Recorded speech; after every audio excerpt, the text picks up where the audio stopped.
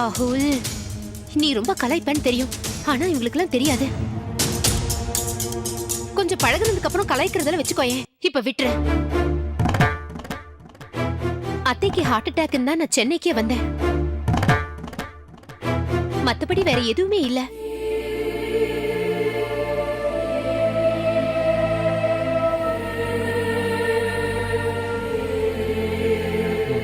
Sorry Vaibhav, நான் தப்பா நினைச்சிட்டேன். யூஸ்வலா நம்ம நாட்டுல மாமா பையன் அத்தை பொண்ணை கல்யாணம் பண்ணிக்கிற பழக்கம் இருக்கு இல்லையா, அதனால தான் நான் நினைச்சிட்டேன். பட் அது மாதிரி கல்யாணம் பண்ணா ஏதோ ஹெல்த் ப்ராப்ளம்ஸ் இருக்கு இல்லையா? பார்த்துக்கோங்க வைபவ். வைபவ், நான் கொஞ்சம் கன்னிமரா லைப்ரரி வரைக்கும் போக வேண்டியது இருக்கு. ஸ்வேதாவை கூட்டிட்டு போலாமா? With your permission? தாராளமா கூட்டு போயிட்டு வாங்க. Bye bye bye friends. Bye bye. என்னடா மச்சான், உனக்கு ஸ்வேதா கல்யாணமா? சொல்லவே இல்ல. கங்க்ராட்ஸ்டா. ஏண்டா அவன் தான் ஏதோ உளறிட்டு போறான்னா நீ வேற ஏதோ உளறிட்டு இருக்க. போடா வேலைய பாரு. ஏய், எஸ்எம்சி கார்ப்பரேஷன்ல இருந்து போன்ரா. ஹலோ, எஸ்எம்சில இருந்து பேசுறேன். சொல்லுங்க sir. Vaibhav, good news for you. எங்க சேர்மன் சென்னைக்கு வந்திருக்காரு. இன்னும் 2 ஹவர்ஸ்க்கு சென்னையில தான் இருப்பாரு. நீங்க உடனே கிளம்பி வந்தீங்கன்னா அவரை மீட் பண்ணி பேசிடலாம். சார், எனக்கு ரொம்ப சந்தோஷமா இருக்கு சார். நான் இப்பவே கிளம்பி வரேன் சார். நோ நோ நோ, உங்க டீம் எல்லாத்தையும் பார்க்கணும்னு சொல்றாரு. அவங்க எல்லாரையும் அழைச்சிட்டு வந்துருங்க. ஓகே? கண்டிப்பா சார். நீங்க வர்றதுக்கு எவ்வளவு நேரம் ஆகும் வைபவ்? சார், இப்போ நாங்க எங்க டான்ஸ் ஸ்கூல்ல இருக்கோம். we will reach there in 20 minutes sir. Okay, agreement ரெடியா இருக்கு. இன்னைக்கே சைன் பண்ணனும். கொஞ்சம் சீக்கிரம் வாங்க. Okay sir. Guys, SMC corporation சேர்மனை பார்க்க போறோம். கிட்டத்தட்ட நம்ம அக்ரிமெண்ட் முடிஞ்ச மாதிரி தான்.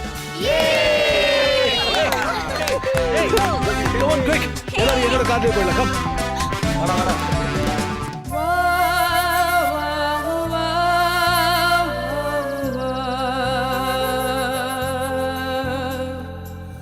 என்ன ராகுல், நீ பாட்டுக்கு திடீர்னு அங்க வந்த. எனக்கும் வைபவுக்கும் கல்யாணம் ஆக போகுதுன்னு சொல்லிட்ட. நீ அப்படி சொல்லி தானே என்னை வர வச்ச. அதுக்காக இப்படிதான் நேருக்கு நேர் கேட்பாங்களா? Vaibhav is a man of a gem. அவ என்ன நினைப்பா? ஹே, நான் உண்மையிலே கலாய்க்க தான் அப்படி சொன்னேன். ஹே, நான் ஒரு விஷயம் சொல்லவா? நீங்க 2 பேரும் டான்ஸ் ஆடினது ரொம்ப நல்லா இருந்துச்சு. நான் வந்ததும் நீங்க டான்ஸை நிறுத்திடுவீங்கன்னா நான் தில்லானா மோகனம்பாள் சிவாஜி மாதிரி மறைஞ்சு நின்னே பார்த்துருப்பேன். உண்மையிலே உனக்கும் வைபவுக்கும் கெமிஸ்ட்ரி நல்லா இருக்கு. கெமிஸ்ட்ரி மட்டும் நல்லா இருந்தா போதுமா? ஹிஸ்டரி, ஜியோகிராஃபி எல்லாம் நல்லா இருக்க வேண்டாமா?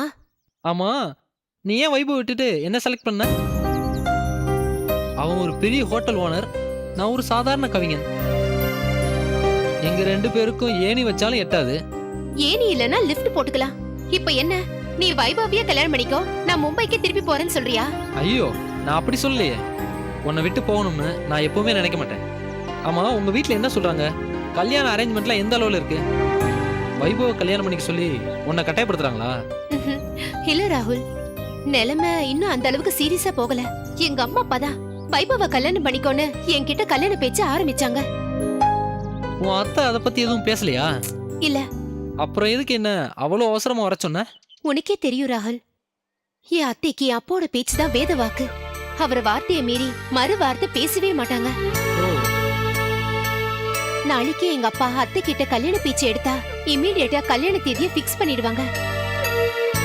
மண்டபம் தேட வேண்டிய அவசியம் கூட கிடையாது. அவங்க ஹோட்டல்லே ஏதாவது மேரேஜ் ஹால புக் பண்ணி கல்யாணத்தை நடத்திடுவாங்க. ஒண்ணு, இந்த கல்யாணம் நடக்காதுன்னா கான்பிடென்ட்டா சொல்லு, நிம்மதியா நாம மும்பை கிளம்பலாம். இல்ல கல்யாணம் பிக்ஸ் ஆயிட்டா அதை எதிர்த்து போராடலாம். இது திரிசங்க சொர்க்கம் மாதிரி நடுவுல தொங்கிட்டு இருக்கு. இதுக்கு என்னதான் வழி? நீ என்னைக்குதான் மும்பை வருவ? அதான் என்னால சொல்ல முடியாது. நீ மும்பைல இருந்தது போதும், இனிமே இங்கே இருன்னு அம்மாவும் அப்பாவும் சொல்லிட்டாங்க. அவங்க பேச்சு மீறி என்னால இமீடியட்டா அங்க கிளம்பி வர முடியாது. சரி, இப்ப என்ன பண்ண சொல்ற? உன்னால இங்க எத்தனை நாள் இருக்க முடியும்? நிறைய லீவ் இருக்கு, 1 மாசத்துக்கு மேல கூட இருக்கலாம். அப்புறம் என்ன? நான் இப்ப என் ஃப்ரெண்ட் வீட்ல தான் தங்கியிருக்கேன். ரொம்ப நாள் இங்க இருக்கணும்னா அப்புறம் நான் போய் ஒரு ஹோட்டல்ல தான் ஸ்டே பண்ணணும்.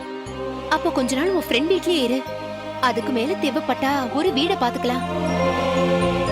நான் என்னதான் தைரியமா பேசினாலும் திடீர்னு எனக்கும் வைபவுக்கும் கல்யாணத்தை முடிவு பண்ணிட்டா என்ன பண்றதுன்னு உள்ளுக்குள்ள ஒரு பயம் இருந்துகிட்டே இருக்கு ராகுல்.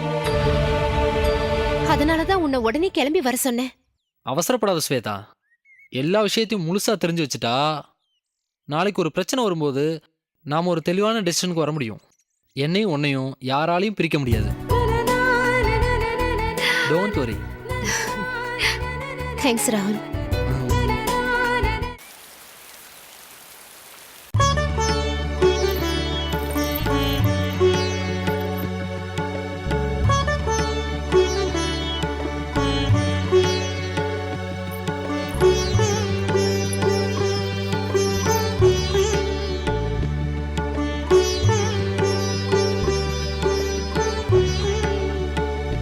என்னக்கா எங்கேயோ வெளியே கிளம்பிட்ட மாதிரி இருக்கு?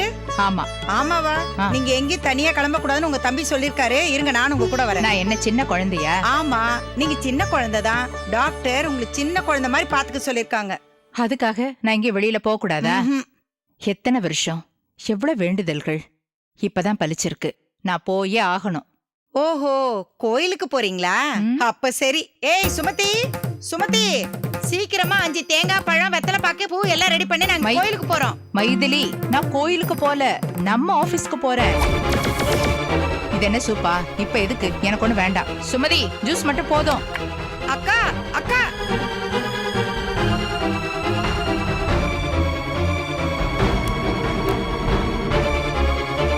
அக்கா, இப்ப ஆபீஸ்க்கெல்லாம் எதுக்குக்கா? அதான் வைபவ் பொறுப்பேத்துக்கிட்டு அதெல்லாம் பாத்துக்கிட்டு இருக்கான். அதுவும் இல்லாம உங்க தம்பி கூடவே இருந்து பாத்துக்கிறாரு. நீங்க எதுக்கு போய் ஸ்ட்ரெயின் பண்ணிக்கிறீங்க அக்கா? ஐயோ, வைபவ் என்னைக்கு ஆபீஸ்க்கு போக ஆரம்பிச்சானோ அன்னைக்கே ஆபீஸ்க்கு போய் அவன் எப்படி எல்லாம் பெர்ஃபார்ம் பண்றான்னு பார்க்கணும்னு ஆசையா இருந்துச்சுமா. என்ன ஹாஸ்பிட்டல்ல இருந்ததுனால போக முடியல, அதான் இப்ப போயிட்டு இருக்கேன். அவனை எம்டி சீட்ல உட்கார வச்சு பார்க்கணும்னு என்னோட வேண்டுதல என் கண்ணால ஒரு வாட்டி பார்த்தாதான் எனக்கு கொஞ்சம் சந்தோஷமா இருக்கும். மைதிலி, நான் போய் பார்த்துட்டு வந்துடுறேன். நீ எதுக்கும் டென்ஷன் ஆகாத, நான் இதோ வந்துடுறேன். அதுலக்கா நான் சொல்றேன், வெயிட் கொஞ்சம் பண்ணுமா, கேளுங்க நான் அக்கா. வந்துடுறேன். அக்கா, உங்களுக்கு உடம்பு முடியலன்னு தானே வைபவ் இப்ப ஆபீஸ்க்கு போக ஆரம்பிச்சிருக்கான். ஆ. இப்ப நீங்க மறுபடியும் ஆபீஸ்க்கு போனீங்கன்னா உங்களுக்கு உடம்பு நல்லா ஆயிடுச்சுன்னு அவன் மறுபடியும் பாட்டு டான்ஸ் போக ஆரம்பிச்சிருவான். அதுக்குதாக்கா. நோ வே. அவன் என்ன மத்தவங்க சொன்னதுக்காக பொறுப்பை ஏத்துக்கிட்டான்? என் நிலைமைய புரிஞ்சுக்கிட்டு அவனா விரும்பி இந்த எம்டி போஸ்டை ஏத்துக்கிட்டான். இனிமே பாட்டும் டான்ஸும் அவனை நெருங்காது. அப்படியே நெருங்கினாலும் அவன் ஒதுங்கிடுவான் பாரு. எனக்கு என்ன தெரியுமா மைதிலி, எம்டியா ஆபீஸ்ல அவன் எப்படி எக்ஸிக்யூட் பண்றான், எல்லார் கூடயும் அவன் எப்படி மிங்கிள் பண்றான், இதெல்லாம் எனக்கு பார்க்கணும்.